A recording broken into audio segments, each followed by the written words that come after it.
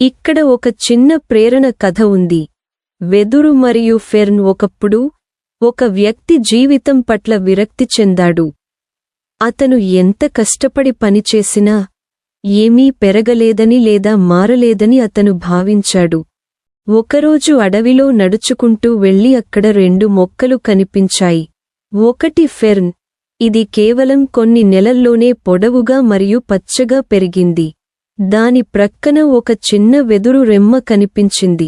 సంవత్సరం తర్వాత వెదురు అరుదుగా మారుతున్నప్పుడు మనిషి ఫెర్న్ వృద్ధి చెందడాన్ని చూశాడు. ఓటమి పాలైనట్లు భావించాడు. అయితే 5 ఏళ్ల తర్వాత ఒక్కసారిగా వెదురు పెరిగింది. కొంచెం కాదు, ఇది వారాల్లోనే 90 అడుగుల ఎత్తుకు చేరుకుంది. మనిషి ఆశ్చర్యపోయాడు మరియు చాలా కాలం నిశ్చలంగా ఉన్న తర్వాత అది ఇంత త్వరగా ఎలా పెరిగింది అని ఆశ్చర్యపోయాడు. అతని ఉత్సుకతను గమనించిన ఒక తెలివైన వృద్ధురాలు ఇలా వివరించింది.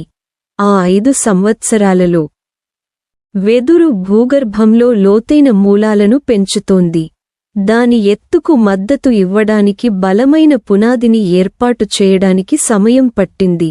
అది పెరగడాన్ని మీరు చూడలేనందున అది గొప్పతనానికి సిద్ధపడలేదని కాదు. వెదురులాగా మీరు చూడలేకపోయినా పెరుగుదలకు సమయం పడుతుందని గ్రహించిన వ్యక్తి నవ్వాడు. విజయం యొక్క మూలాలు తరచుగా కనిపించవు, కాని అవి అక్కడ ఉన్నాయి.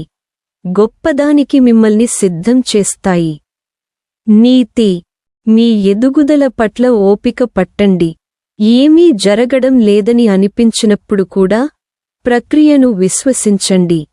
మీరు విజయానికి బలమైన పునాదిని నిర్మిస్తున్నారు.